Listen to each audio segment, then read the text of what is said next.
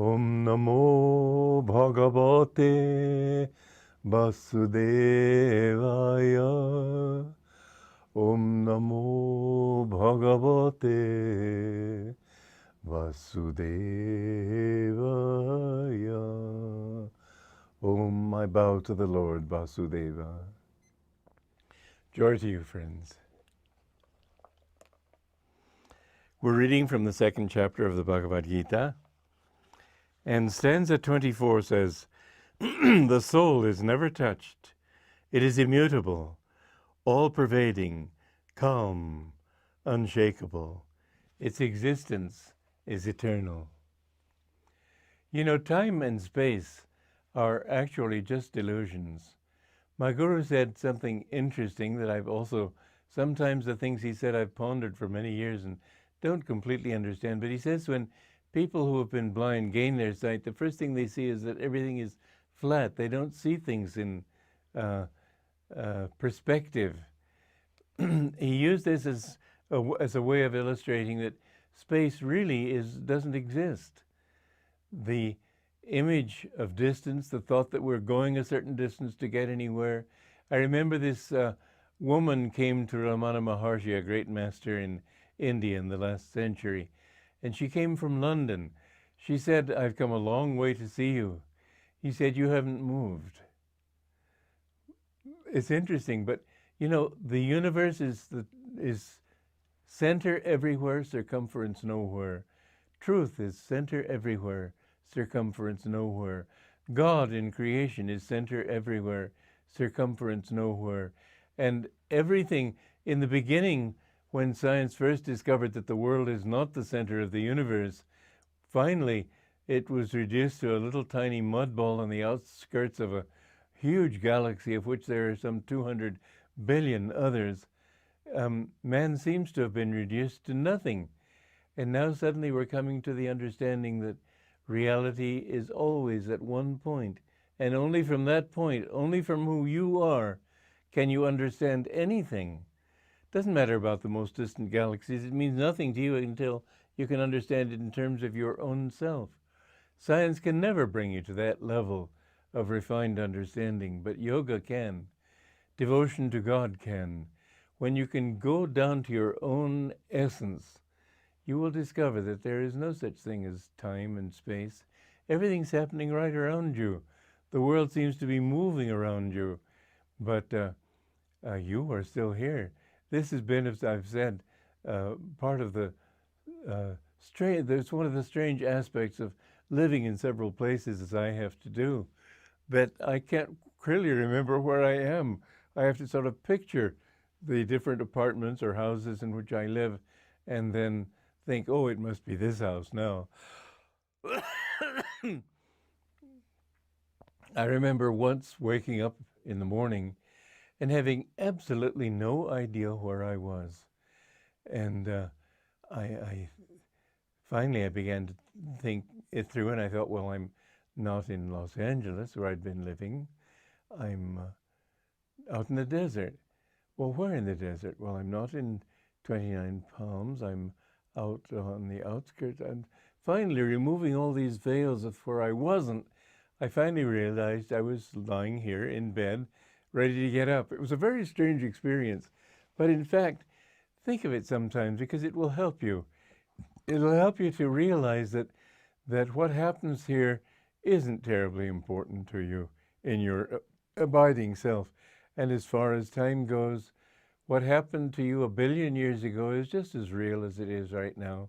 Just different waves appearing on the ocean.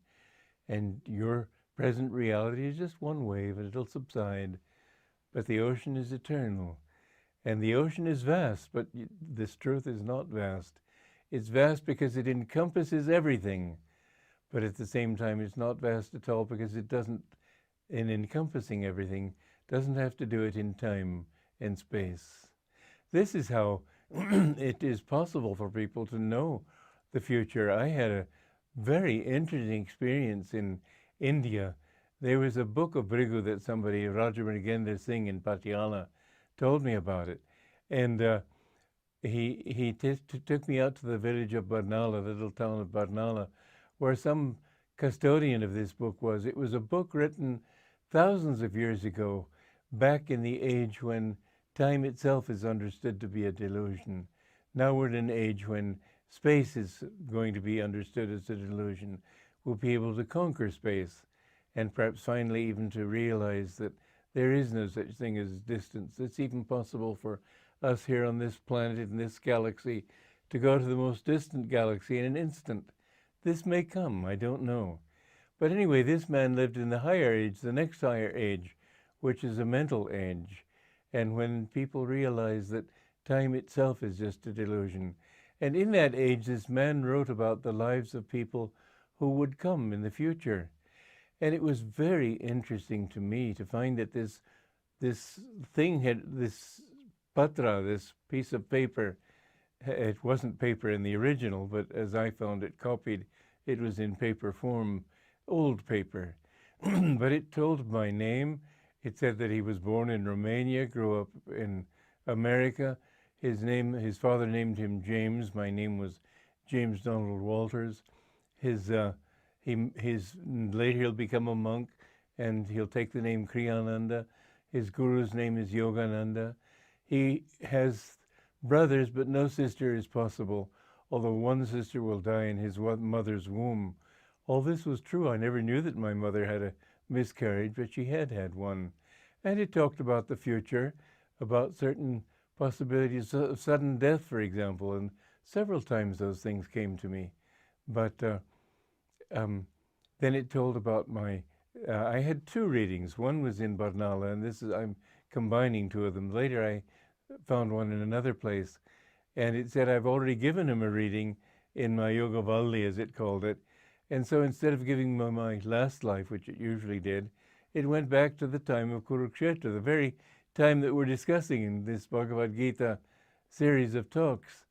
And it said that I was the ruler of a small kingdom then, and I was afraid of getting on the wrong side in this battle, and went out to the forest and took initiation from a guru and so on. But it's so interesting to think that somebody way back then could know what I would be, where I would be, what my family would be like. And it said much more, of course, than I have said to you here right now. But time doesn't exist. And when you reach a certain level of understanding, you will be able to look back over all your past lives and know that in all those lives you were seeking fulfillment. And always you were disappointed, and always you realized this didn't work, that didn't work. Nothing worked for you. Until finally, perhaps you reached that point where you had the good karma to know that what you were looking for was God and truth. And then, even then, it takes a long time before you can overcome all your little tiny habits, delusions, the thought that this will give you what you want or that, and reach the point where finally, like a peeled onion, you've gotten rid of all your peels. But look forward to that day, because if this is true for the past, it's true also for the future. You are a child of God, and it is just as true right now that you are one with Him. It's only that you've got to remove that level of ignorance that prevents you from understanding it. Don't think, oh, it's such a long path, I'll never make it. You're there already. Jesus said that that ye are gods. This is the truth. Ye are gods. You are one with God. You just have to remove those layers of delusion that prevent you from thinking so. So if the past is a delusion, so also is the future. Live in that eternal now if you want to attain oneness with Him. Joy to you.